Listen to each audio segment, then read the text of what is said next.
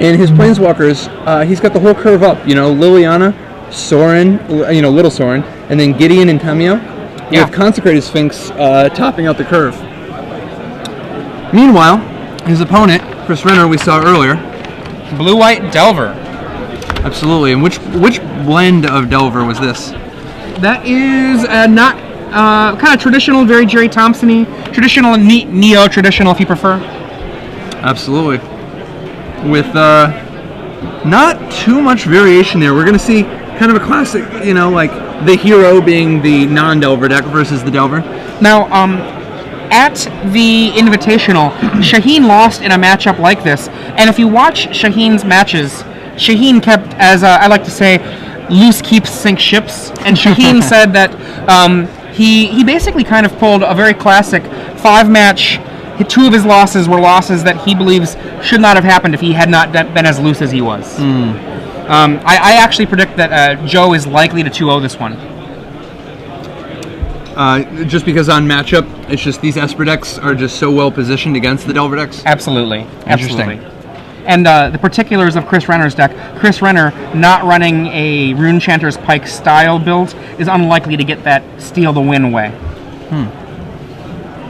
So 2 Ponders, a Leak, and 2 Angels in a land. Is this 3 Angels? 3 Angels in a land. Wow. Now, for Joe, what this essentially means is he is looking at no real pressure unless Chris's Ponders produce some real miracles. So he found a Geist of St. Traft. If he can just ponder into some land, if he finds 2 more land here, and he does, this is 3 land. This is beautiful. That's exactly what Chris wanted to see. Ponder into 3 land. It's exactly what he needed. Absolutely. Things are looking real good over on this side. Now, if we can see what Joe's working with. Does he have white mana? Because that's another thing. There it is. It's not incidental to get your mana together in these Esper decks. You gotta have your double black for Liliana, double white for your Day, double blue for Sphinx and Tamio. One of the reasons that a lot of the Esper control decks don't run Liliana is that the stretch to do double white, double black can be too much. And double blue. Yeah. Joe Knizacky now laying a swamp, and the first of many spirits coming down on the table unless a mana leak stops them. And there's the leak. Yep, there's something to do for Chris, because at this point he just wants to drop Geist of St. Traft. Well, he's got this opportunity. Here it comes. There Next it turn, is. Joe can play two spirits, but Chris has got several Restoration Angels, so he can actually commit quite a bit more to the table. I wonder if at this point in the tournament, Chris knows that Joe has no mana leaks. It's a question of if you read, and here's going to be a Liliana perhaps. There it is. Wow. If you read Star City Games Premium, it's more likely that you might recognize that there aren't mana leaks once you've seen that Despise. Absolutely. It's like LSV was saying, it's just crazy to not be, like if you're trying to actually compete in these tournaments, why would you not want, get the most up-to-date, best information available, I mean, one of the things to remember is that it is worth your time to read as many things as you can, so long as they are credible sources. And it's just worth it to know, hey, what did well here? What is this person's opinion? Because at the very worst, you're at least going to know what other people are reading. Absolutely. It's good to know, even if the other people are wrong, what is the direction they're wrong in? Plus, they're not always going to be wrong. Yeah. I think, yeah. And we see another Ponder, Fishy Ponder from Chris Renner. Chris Renner is the current 5th seed in the Swiss, and he and Joe Knizacky are both basically at a position here in round 9. They can win an in? One of these guys can win an in. What do you think about the whole your position determines if you play or draw in top 8? I absolutely love it. I think it only adds more elements to the game that are interesting. And positive, right? Like it encourages good things. Yeah. So, what's Chris's play? Was it overly ambitious to play the Ponder there? I mean, wasn't he supposed to just flash down an Angel and surprise kill the Liliana? I mean, it depends, really. I think you're probably right. Oh, geez. Once a second Planeswalker hits the table, up until the point where we start seeing new cards in M13, it's really frustrating dealing with 2 Planeswalkers. Man, can you imagine just Thundermaw?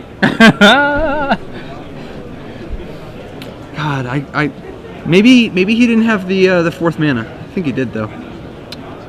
He could have pondered into the fourth mana. I'm pretty sure he saw 3 land when he pondered before. But Yeah, I think you're right. I don't know. Yeah, we definitely have seen Chris Renner under the camera not so long ago, last round, I believe. So this is... I recognize the mismatched lands. Things are starting to spiral out of control here. Because, I mean, now he's got to go flash down the Angel, attack Liliana, hope you don't have a Doomblade. And next remember, turn, Lingering attack Souls is in Joe's yard, too. Man.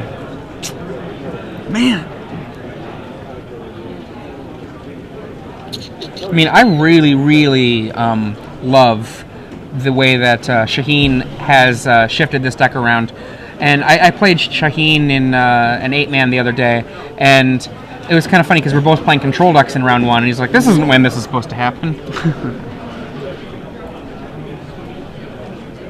And in for one. Daring him to play the Angel. I want you to do it. Lifelink for 1 life. Not irrelevant. Another little vampire. Activates Sorin again. And I think we're going to see a flashback here. God, look at this little army he's assembled. Cast Lingering Souls one more time. For those of you who are just joining us, I'm Adrian Sullivan in the booth here with Patrick Chapin. The Patrick Chapin, one and only. Well, no, there's also this lawyer in Nevada. You know, I've got another Adrian Sullivan out in the world, and he is a literal magician in England. As in, nothing up my sleeve. Let's see, I thought that was you. No? I've been to England. I've never done the magic tricks. My doppelganger has gone so far, he always uses his middle initial now. Because I think he was sick of getting, bumped on the Google results. So, we've got a little bit more token-making action. And go. Here's the Angel. End of turn. Was that a case of end of your turn itis? No, I guess there was a Liliana on too, so never mind. Yeah. Wow, this is a real bad spot. It's a tight spot. In for 3. I don't have a Vapor Snag, believe me. I mean... All in. Block, block, block, block, block, block, block. And this Vapor Snag is going to be pretty nice. Just do it. But this doesn't really help, I mean... And away go all of the spirits. I think that helps. He's still gonna get his Angel Restoration. I mean, he's gonna get his Angel Liliana, and he's facing an Ultimate Sorin. I mean, it's nice though to have used a Vapor Snag, essentially to kill a Lingering Souls. Yeah. And here they are, the vampires still there. Vampires on parade. Now, Sorin is a card that I think has seen less play than we were initially expecting, but I think that can change. I mean, black-white as a requirement, there just really wasn't a very potent space for it, and I think that we're going to see more of this in the future, though. More Sorin, that is. I mean, we've always known there's a lot of competition at the 4 spot. Yeah. But it is interesting to note just how much it's shown up in Esper control decks instead of just black-white tokens. Yeah. Liliana uses its -2 ability to edict away the Restoration Angel on Chris Renner's side. We see another vampire, now 3 vampires, and an Evolving Wilds for Joe Knizacky. Chris Renner, I mean, what does he want to do here? I'm guessing flash down another Angel and equip a sword to it. That's probably accurate. Only 1 card in Joe Knizacky's hand. Because, I mean, order of business number 1 has got to be, going after those planeswalkers. He's not under the biggest amount of pressure from all those random dudes, but he can worry about that later, Once he gets these planeswalkers off the table, he can just keep a blocker home and be alright. But he's the pressure can suddenly mount out of nowhere. If we get an emblem from Sorin... Yep. I mean, it's not out of nowhere, literally, but right. I mean, just colloquially speaking. Absolutely. That's 6 that we would have to be worrying about a turn very, very easily. And it could be 6, then 9. And just 3, though, this time. Yeah, I think order of business number 1 has got to be flash down an Angel and go after Sorin. Or Liliana, he's got to figure out how to deal with both of them because he can't just keep sitting here falling further behind each turn. I mean,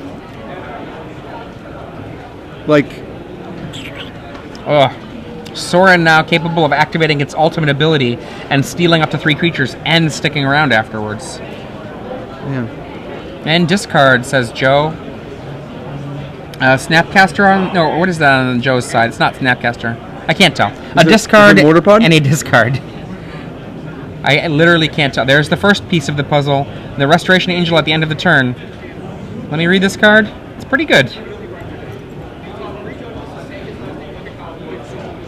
The ultimate ability would allow Joe to steal up to 3 creatures and/or planeswalkers from an opponent.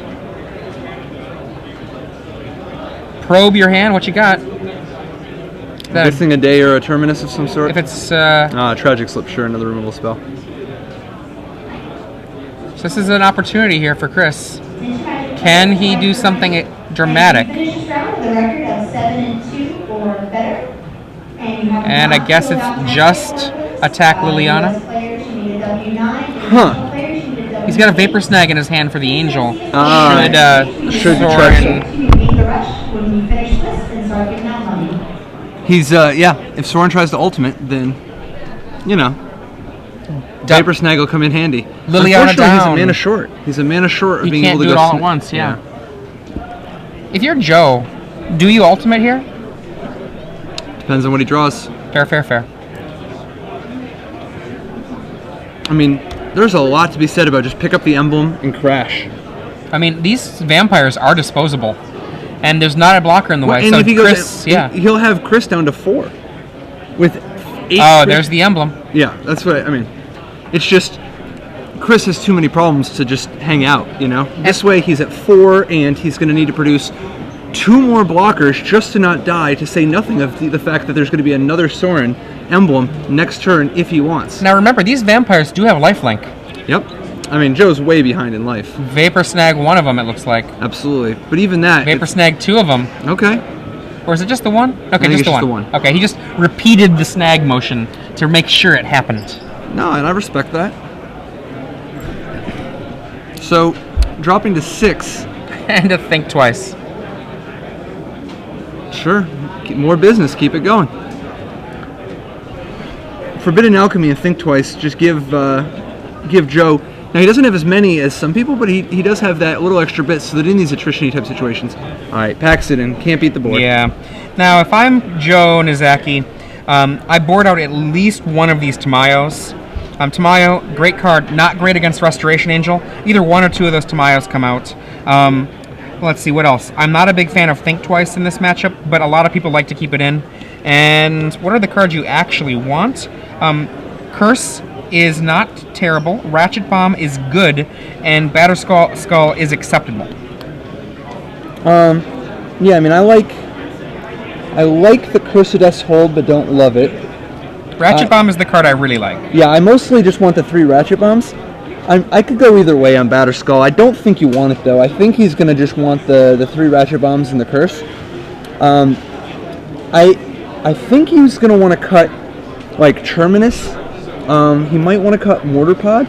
If he read and agreed with Shaheen Soorani, he's not going to cut the Terminus. Okay. But the question is if he read and agreed with Shaheen. Now, I do think that Tamiyo is actually just deceptively good in this situation because of Chris's lack of sweepers is going to mean that Joe is often going to be in a position to have either lots of vampires or lots of Lingering Souls tokens, and you can just attack and then immediately draw 4 cards. And that's true. That's where the real value is. That's really huge. Right. So I think Tamiyo, it's not at its best, but I think it'll be good enough. And but I mean, you could shave it if you need to. But I think cutting some amount of the slow, expensive sweepers and Mortar Pod and possibly even, I mean, I guess O-Ring is good for hitting Sword of War and Peace. What do you think of Consecrated Sphinx in this matchup? Don't love it. Could go either way. Like it depends. Like he's probably tested enough to have a better idea of what the high end stuff. You know, is it better to cut Gideon or Consecrated Sphinx? I like the Gideon, honestly. See, I like Consecrated Sphinx because Chris is probably going to have to Chris is going to be considering boarding out some Vapor Snags, and as a result, Consecrated Sphinx is much more likely to just stick and have a board presence that immediately takes over the game. Gideon, while good, doesn't even beat a Geist of Saint Traft. You know. So I kind of like Consecrated Sphinx, but I don't think it has. Yeah, I don't think you necessarily have to choose between the two. I think he can't cut the Consecrated Sphinx here, though. Fair.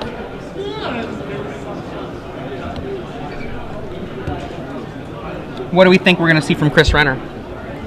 So, Jace Memory Adept, step number 1, without question, and a negate. I think that he might be so traumatized from the Soren situation. I like that. Traumatized. I think he's going to rightfully bring in Celestial Purge. It both hits Soren and Curse of Death's Hold.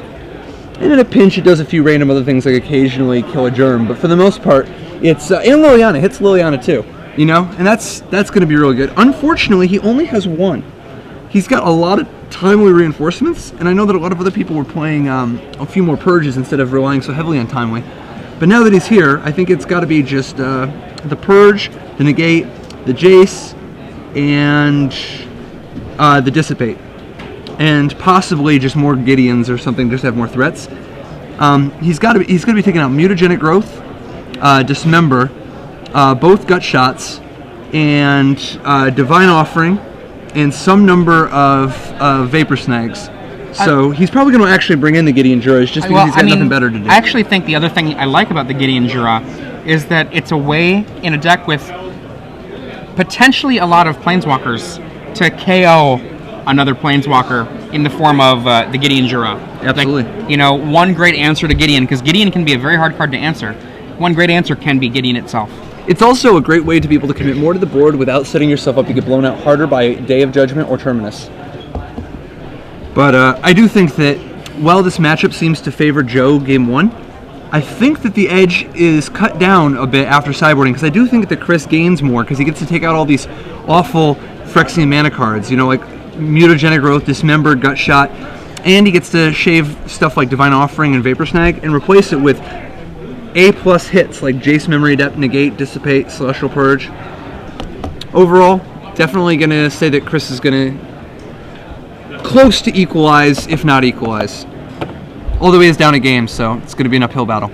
I mean, I would still be willing to say that it's pretty rough for him here.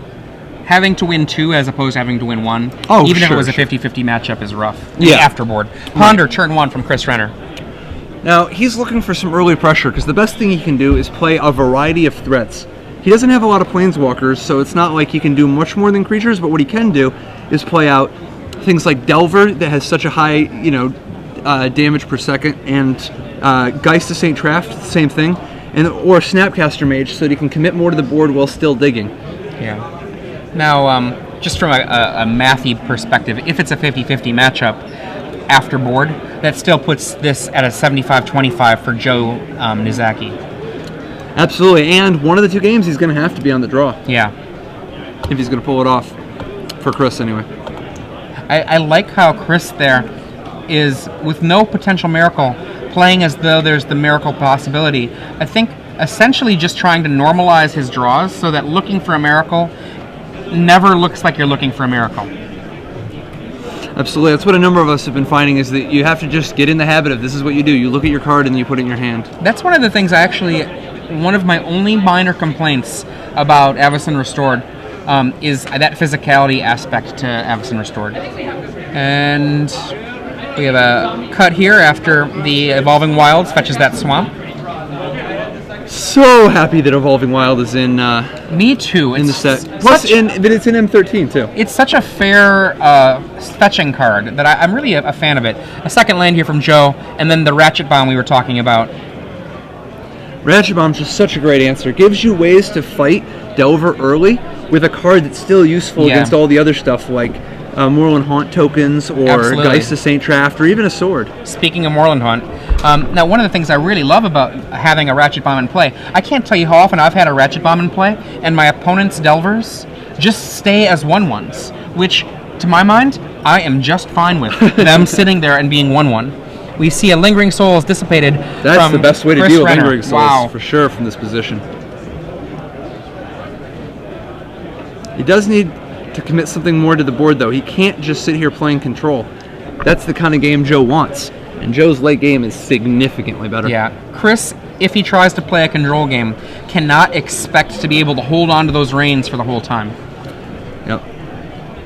We're going to see another Lingering Souls. What you got this time? Lingering Soul is just So powerful. I was so shocked when they printed it. I saw it and I was like, wow, that is a surprise. It's like taking a card that was already good What and card making would it that a be? Midnight Haunting and making it a Yes, I know. cantrip that draws you a card that's better than they would print. I have a question for you. Yeah. On the scale of 0 to 11, how offended were you by Blightsteel Colossus being printed? On a scale of 0 to 0 to 11. Yeah, I mean, obviously, Blightsteel Colossus is sacrilegious and an affront to everything I stand for. No, I'm just kidding. It's just it's a little bit loose of a design. It's like, it's not right the same way that Emrakul is. Yeah. End of the turn, Restoration Angel, followed up by Gideon Giraffe from Chris Renner. So he did go the Gideon route, as we're talking about. Yep. And now his board actually looks pretty potent. We see the Ratchet Bomb tick up to 3. Now, it's going to be interesting. Which Planeswalker do you think we're going to see first? I mean, Liliana would be super effective here, but with only 2 copies of each. Tamio, too, for that matter. If he goes Tamio, top down your Restoration Angel, he's in a real good spot. I don't know about that, because then his tokens have to attack, and then Gideon just kills. Turn. Gideon just kills the Planeswalker. You're right. Edict you, Fantastic. and then attack the Gideon because I have to, and then Gideon will just eat my Planeswalker. And that's okay. I mean, Liliana has definitely put in some work here. Careful, some people out there don't like the phrase "work." I'm not just joking. I've heard that on the Twitter feed sometimes. So here we go. We've got Gideon. No, dude. No, we got to bring it back. I think that putting in work is criminally underrated. You know what I mean? Like, it's, I think that, criminally underrated ringers like Chris Renner are known to put in work when they need to. Here he is, 6/6. Take that, Liliana. Besides, I think that the Twitter feed was talking about the throwaway words of that card does a lot of work. Right. There's a difference between putting in work Yes. and does a lot of work. Does a lot of work is a way of saying this card has text. Putting in work is like giving them the business. It's also slightly hyperbolic, but at least you get which direction you're pointing your thing at. Here we have the Gideon tapped. Chris looking to see if he wants to follow up. I think I see 2 land in his hand at least. That's 2 more land than he really wants. I mean, unless he's got Consecrated Sphinx coming down, which do not exist in his deck. That's right, Gideon Giraffe is the top of his curve. So glad Gideon's rotating. It's been awesome. He's a sweet design. It'd be nice to take a little break, do something a little different. I agree completely. Shaheen Sarani, not in our camp. I mean, Gideon has been around for a long time. What does he want? Gideon for life. What do you think of the new white one? The new Ajani, Caller of the Pride. I think it has a lot of potential. I'm curious to see how it ends up playing out. So I think it looks pretty sweet. I think it's Loyalty level is so much. That's a lot of loyalty. A lot for a 3-cost Planeswalker. I mean, and it has the ability to steal games out of nowhere in a similar way to Elspeth, the original one, Knight Errant. It makes me look at Nissa Ravain and just kind of chuckle all the more. Absolutely. 2 more loyalty away from you, Gideon. Down to 4. Hey-ah!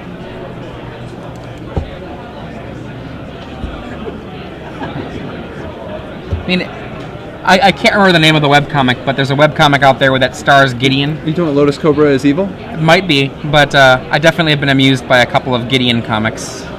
Apparently Gideon is a bad roommate. That's what one of the threads that goes throughout that. We got another Lingering Souls, perhaps? Liliana, what are you doing? Interesting. Is he representing Doomblade? Maybe. Or at least... Flashing back Lingering Souls here is pretty hot, though. I think he's waiting to see if this if this Liliana resolves. And it draws out a Snapcaster, which then does the Mana Leak. Is it Mana Leak or Dissipate? Dissipate. 5 mana. I'm using 4. Maybe it's Mana Leak. I can't quite tell with his stacked lands. And we see Lingering Souls thereafter. Yeah, I think it's Dissipate, but... Yeah, with 6 mana, that was definitely Dissipate.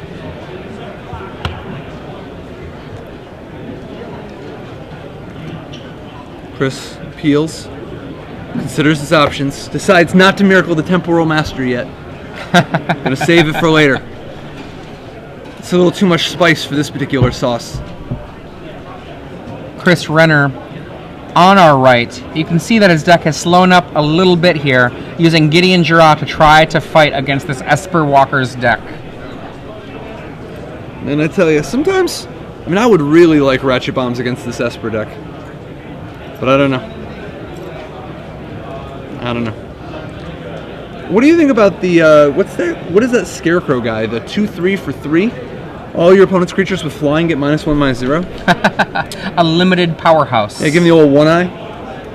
So, Chris Renner's deck is main deck a card for card of Shaheen Surani.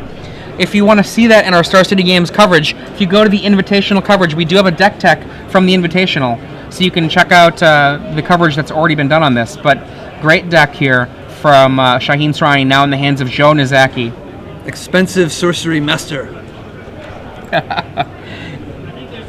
And you'll notice no Jace the Mind Sculptors or Preordains in his list.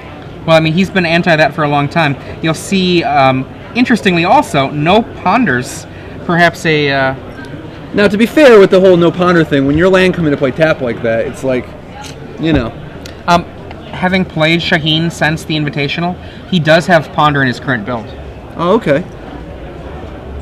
Sorry, Shaheen. Let the cat out of the bag. Where's he this weekend? I'm not sure. Somewhere awesome, I'm sure. Shaheen does awesome things. Absolutely. International Playboy and Man of Mystery. As well as, you know, finding time to teach the kids. We see the Restoration Angel, and there, another... The bomb ticks up to 4. Now threatening to take down the Angel, or waiting a turn to take down Gideon. Ratchet Bomb, as they say, doing work. A lot of. Absolutely, doing a lot of work. It's just...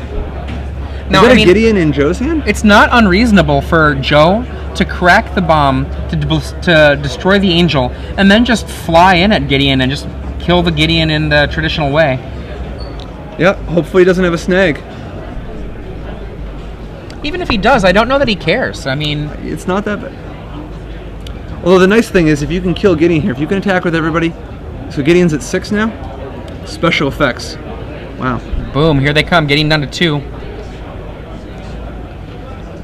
So what's next? Yet more pressure on the table. God, I hope this is not a Gideon. Post-combat, his own Gideon. I hope this is not a Gideon. Let's find out. It could be a curse. Batterskull, good. There we go. He did bring in the 1 Batterskull. It's nice to see Standard involves so much battlecruiser action where people are just bashing their sweet cards against each other. We see Negate. a negate. Very reasonable against this deck, which only runs 2 creatures main deck. Jace Memory Adept, wow. Now this is very, very potent weapon. Absolutely. Though dangerous because it can fill up Joe's yard with flashback cards. No, see, I don't think he's going to do that for You think he's going to go for the draw? He's got to draw some cards. That's for sure what he needs right now. He just needs more gas. Right now, he's at an opportunity. He knows that Joe is going to have to spend his entire turn attacking Gideon next turn. And if he draws a card, if he finds any way to stop one of those tokens, Gideon will hold off the attack again. And he is drawing the card. And the mill on himself. It's going to take 2 turns of attacking to kill Jace. So he's going to draw 3 or 4 extra cards, even if he does nothing to interact. And Gideon moves to 4. Now we see that there's a mana available here for the Moorland Haunt, so that Gideon will survive unless Joe has something tricky going on. Exciting. This is looking very good for Chris. That Jace, I think, was just about the best possible card in his 75 for this position. It's interesting seeing Chris, switch it up a little bit, adapt, Absolutely. become a Planeswalker deck. Part of why I said Jace Mill is that I'm accustomed to the Delver deck dropping that down as an alternate win condition when it's already attacking, and so it's not convenient to try to fight the Jace because you're having to defend. But in this situation, what he really wants to do, Gideon, kill Gideon. Right, and if Jace was at 4 counters here, the 4 tokens could have... Now, obviously, he has the Moorland Haunt, but it's just nice to have that extra insurance. And now we see Jace go down to 2. Yep. But even still, he's stabilized here because he's going to be more on haunting every turn. Yeah. And drawing a card every turn. +2 every turn. Right. Ponder. Excellent. Very good synergy with And Jace. oh my god, mill this card that is not as good as these other cards. Okay, what do we got? I think I see a land. Looks like 2 land and some business, and he's deciding. Snapcaster, maybe? I'm not 100% sure on that. And try as you might, tilting your head at the screen will not work on our 2-dimensional broadcast right now. Wait, this isn't 3D, HD, OPP, SCGDET? Someday. Right now, just HD. Okay. So if you're looking at the crystal clear images, just HD. And we see a shuffle. I think that's probably reasonable, since the Jace is not going to be able to get rid of one of those quasi-dead draws. Now, what is Chris looking for? I mean, mostly he's just kind of hanging out. I think he's just looking for... action, right? Yeah, just more angels. Geist of St. Traff, Sword of War and Peace. Since we're in the sideboard, his second Gideon, since he likely has it boarded in. Snapcaster Mages. Basically, he just wants, any card that can do some serious work. There we go. And the draw, and a mill. I think he drew a Ponder. Excellent. Keep it going. In his hand, Chris Renner holds my favorite island, Lightning Bolt Island. My heart's still with Unhinged. You like the bucket? Unhinged. Are you talking about the full art, really, really old school one? The first full art one, I think? Well, I mean, yeah, it's just the island from Unhinged is... I can't it's remember basically what it looks Bliss like. sprawled out. It's like... first of all, John Avon, if you like it. Avon's great. Avon actually did my favorite forest, which is Smoky Forest from 7th edition. He does a lot of beautiful basic land. Cool dude, too. So Ponder from Chris Renner, and he leaves it. He leaves it on top. It's a bad sign for Joe. Now he's counting his mana. I never feel very good when the opponent starts counting the mana. Arranging his mana in the form of probably... In for 2 with Snapcaster Mage, Tiago Chan and his cannon walking on in. Now, I'm always kind of curious what the Snapcaster Mage is supposed to represent. Like, is he like a Ghostbuster, or what is he? You're talking about the fact that he's got that cyborg arm? Yeah. So... Delver of Secrets. Snapcaster Mage looks like he might have been concepted a little bit during the Mirrodin block. Yeah. Like, it looks like he's got a little bit of the whole, what is it, where... Cyborg? The metal, where they're like, mixing metal with flesh. Yeah. That whole thing. Because otherwise, I don't really know what it is about Tiago that causes him to have a laser blaster gun in the world of, like, werewolves. I think he's a ghost hunter. Is he? That's what he is? I think so. Moorland Haunt once again. I could see him being a ghost hunter, and he like shoots his his Geist catcher. It's laser Peter beam Venkman or something, right? Or maybe he's Egon. I'm not sure. I'm pretty sure he's just Bill Murray. Maybe he's Venkman. No, Bill Murray. Straight up Bill Murray. Actual Bill Murray. Not like zombie Bill Murray, Dude, but straight up Bill Murray. Bill Murray's a cool dude. What other movie stars just sneak up behind people, put their hands over their eyes, and then when they look, nobody's going to believe you. He's my 3rd favorite actor, by the way. Yeah? Yeah. And we have Tamayo. Tamayo, allowing him to fight back. This is actually real good because Tamayo will be able to live through the insect hit and will be able to ensure that Jace Memory Adept dies in a fire. And has the ability, like Tamayo can also draw 2 cards a turn from the Lingering Souls tokens attacking. Jace drawing a card. It's a land. It's that land, the Glacial Fortress. The old Jace versus Tamayo showdown. I usually find that Tamayo wins. I have played this showdown many times with that Jace versus Tamayo. And it doesn't matter that Tamayo has sandals and socks. Jace usually, it's a struggle. I think it depends on who all's involved in the fight. One-on-one, Jace kicks Tamayo's butt. Absolutely. No question. But if it's a group fight, like if you're in some kind of a melee situation, Tamayo is very good. Like Tamayo support, just coming from the back. Jace is not good in a group fight. No, Jace is definitely a solo type of dude. Yeah.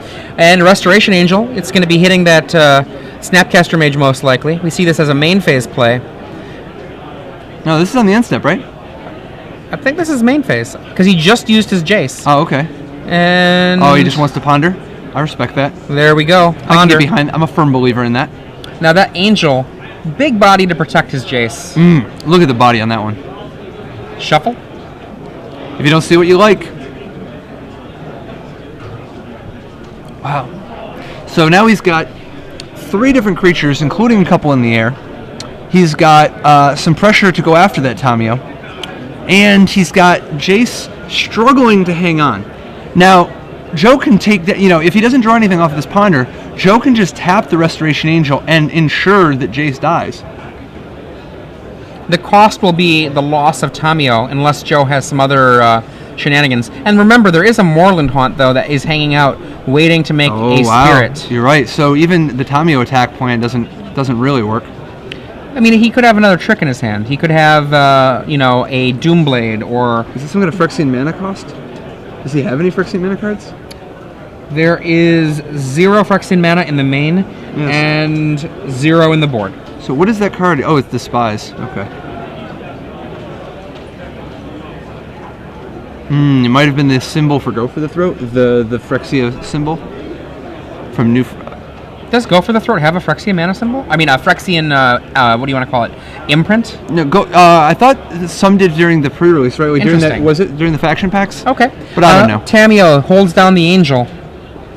Watermark is the appropriate term, apparently. Maybe? Yeah, we Maybe don't it's use a the word watermark. Here we go. In at you, Jace. Just kidding, we do. And Moorland Haunt. Doomblade on the spirits. Yep, there's the symbol. You are correct. And unless there is some more action, a Vapor Snag. Nope, that is the end of the only Jace that is something that Chris has access to. No, but the thing that's weird here is that by doing it this way, wow! And a bomb. That doesn't, it seems weird because now he's going to lose his Tamio. No, that's right. He can bomb away the insect. Yeah, he can bomb the 0-cost insect. And at least then, now he'll lose his spirits, but at least he'll keep his Tamio, so that if he can just deal with that Snapcaster Mage, he'll be a little bit ahead. Probe is going to show Despise. Why pay the 2 life? He's got so much mana. Revoke Existence. I guess that will hit a sword eventually. And we see land. And here they come. Coming after Tamio? What do you do here? Do you blow that? Yeah. I'm greedy as hell. I'd sack the bomb. There it is. That's what I'm talking about. Yeah. And the spirits also depart. Tamio down to 1. Now, Tamio can neutralize either of those creatures. If Joe just has one more piece of business, he's in a pretty good spot, although he still has to deal with that Moorland Haunt. How many more creatures do we... Chris actually milled 2 creatures into his yard with the Jace ability. Wow. And did he draw a Curse of Death's Hold? Joe would love a curse.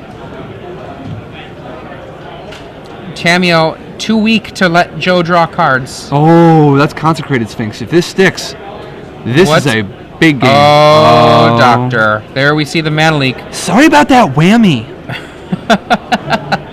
Now, Joe, at 16 life here, tapped out, so we can expect 1 damage to Joe and 2 to Tamio, and the angel is freed next turn.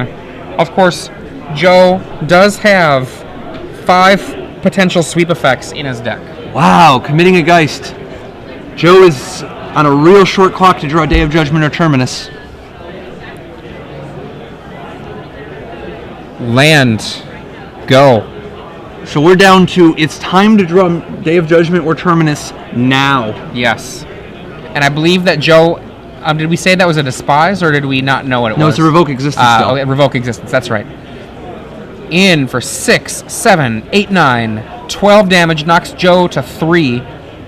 Joe fetches, thinning his deck out. Even if he days here, or Terminuses, that Moorland Haunt has him on a real short clock. I'm not sure how much there's left in the deck for creatures. If he Terminuses, he might be just fine.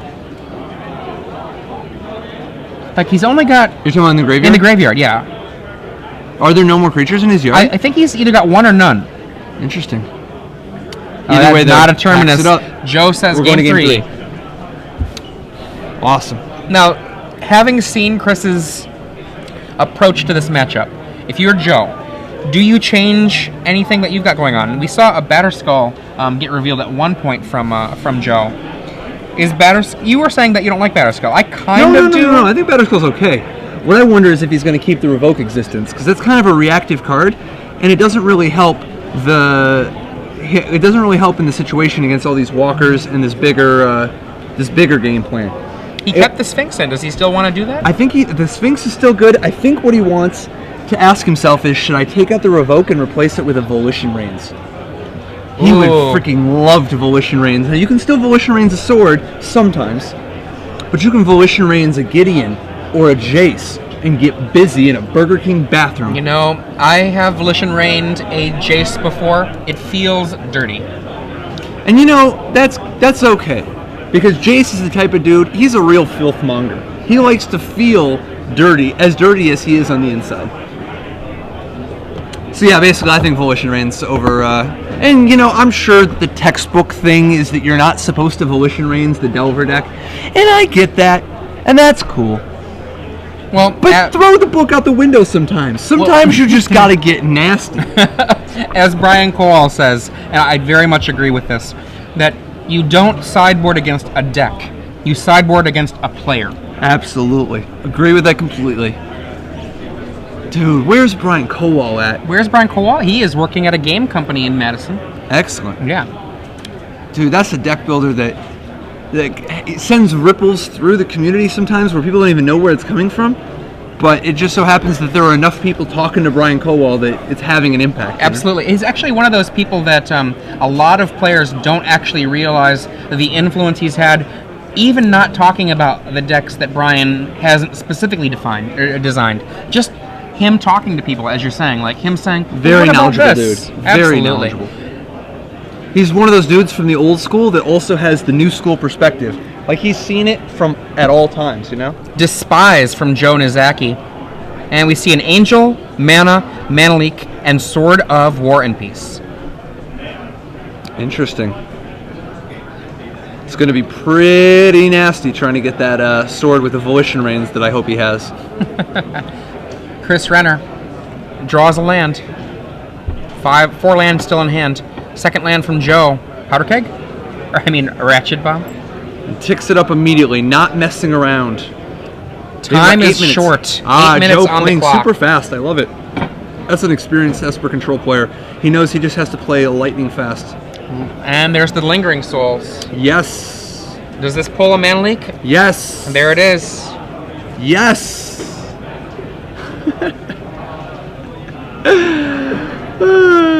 Ratchet Bomb. Continuing. Oh, this time it looks like he's actually going to wait a minute. Oh, doesn't respond to the ponder.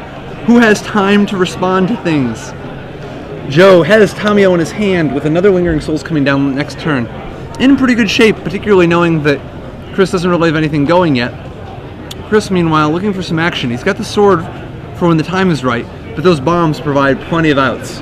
That's another reason you don't need the Revoke existence. You got the bomb.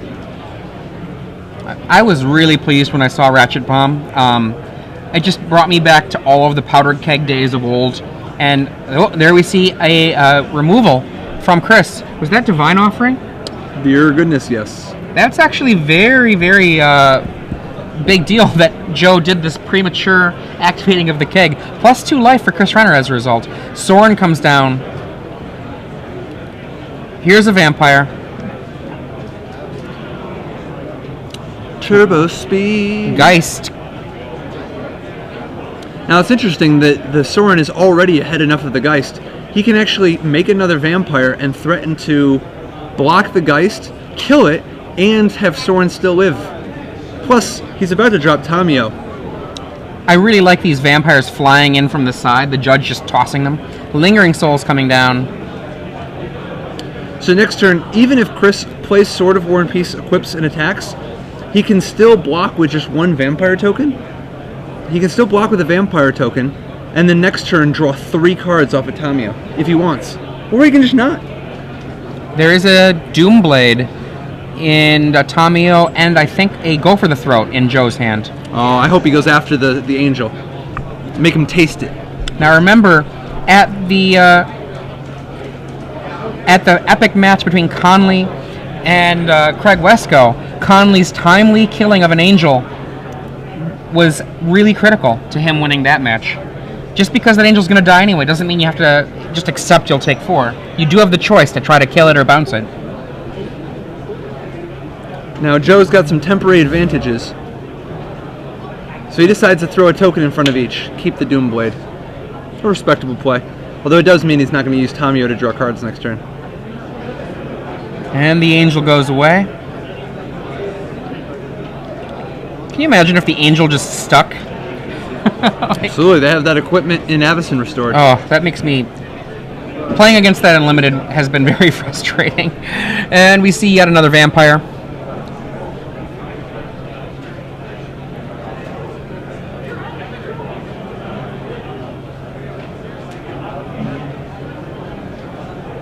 Angel is created.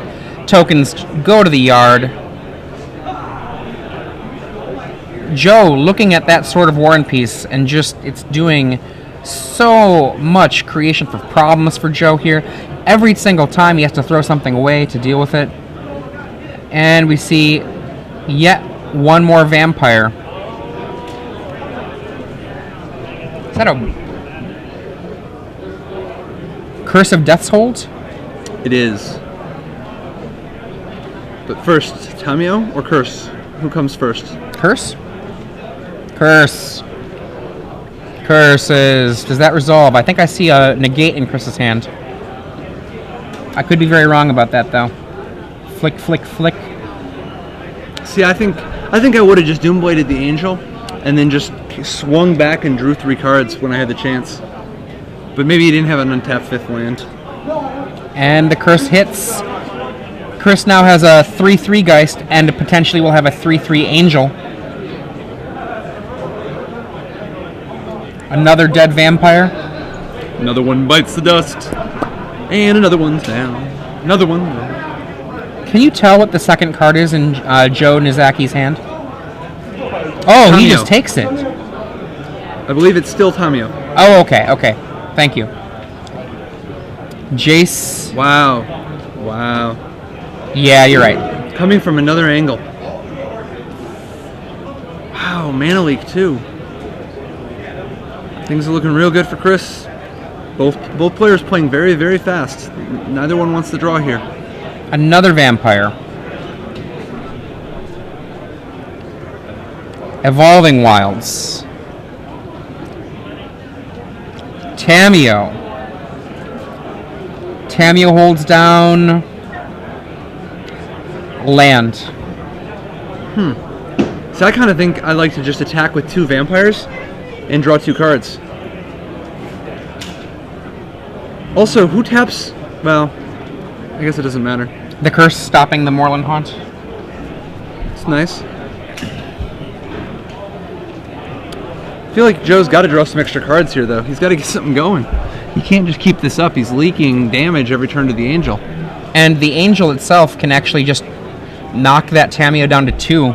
So, But yeah, I think it's going to take out Soren first, right? Like, this is it for Soren. He should have used that Doomblade earlier when he had the chance. a lot of people are unwilling to basically do a quote-unquote card advantage losing play. Well, sometimes position is more important than card advantage. And Absolutely. we see, and the Angel comes back. 3-3 and 3-3. One on the ground, untargetable, one in the air. And where are they going? I'm not quite sure. Probably at Soren. I wouldn't be surprised. Yeah, Angel at Soren, Geist at Tamio. Now, 3 vampires can all get together and kill the Geist. I'd do it for sure. Just you gotta take do the it. chance. Just if he's got do the Vapor it. Snag, you're already dead. Like, he's in such a bad There spot. you go. Yeah. All right. And Soren down. So now it's back to Tamio versus Jace. Mana Leak in Chris Renner's hand. Meanwhile, the top clock is just ticking down. Pro Red, Pro White are not good against vampires. Yeah, it's interesting. Even though Soren is part white, his vampires aren't. So now we have Curse of Death's Hold which is trumping the Rowan Haunt, but does have sort of War and Peace on the other side. Meanwhile, the main conflict is Tamio versus Jace. Either player could be in real good shape. As we said before, as you said before, Jace plays better alone, Tamio plays better with friends, and right now the board is clear. Plus, Chris has a grip, whereas Joe has almost nothing in his hand. Chris definitely has the advantage, but they're down to just a few minutes. There's very few minutes left in the round. There are the 10. I don't think I saw a single flashback card there. Joe continuing to play very fast. Batterskull off the top. Yeah, and that's something. And there's a mana leak in Chris's He's going to walk hands. face first into it, but he's got to do something. How much mana do you got? You got a bunch, huh? Let's tap one of them. Batterskull. Leak. Oh, it's end of negate? Yep. Oh, boy, he's got everything. It's going to be real tough for Joe to not get 10'd out at a time by Jace. As long as they're not in turns right now. I think that it's actually going to be very hard for Joe to win this game. And they are now in extra turns. Neither of these players wants a draw right now. This is turn 1. Yeah, this is turn 1. I don't know, does he actually have enough time? I don't know how many cards are left in Joe's deck, but he might be one turn behind. And he's going to mill. It's one of the sweet things about the Grixis Temporal Mastery deck. When you get to turns, as you're wont to do, you can Temporal Mastery and just kind of steal one. I've stolen turns in extra time. It feels just awesome. I can see that. I'm a firm believer in that.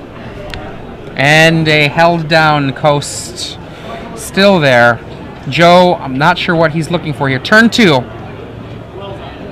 Soren is... I mean, it's not nothing. He certainly can't win in time, but it looks like at this point he's just playing for the draw. It's unclear how many cards are in his library. Now, if both of these players draw now, this will mean that next turn they will both be forced to win. And they still might not make it just based on tiebreakers. We've got a Lingering Souls from the Yard now from Joe. Time is on Joe's side. Yes, it is. Chris deciding, is this where he uses his negate? Yeah. He figures it probably doesn't matter, but he might as well. At this point, all that really matters is how many cards are in Joe's deck. Turn 3. Which actually means that unless he can force Joe to draw, this is his last opportunity to mill. No, turn 3. I know, but turn 5 if he mills, Joe won't have to draw. Right. So I don't think that he can deck Joe. You think he's one turn behind? I think he's one turn shy. Wow. And they're drawing as a... Look at that, the unhappiness there from Chris. Joe also not happy. And to be fair, Joe did his part. Joe was playing lightning fast that match. Yeah, there was no one to look at in this match and say,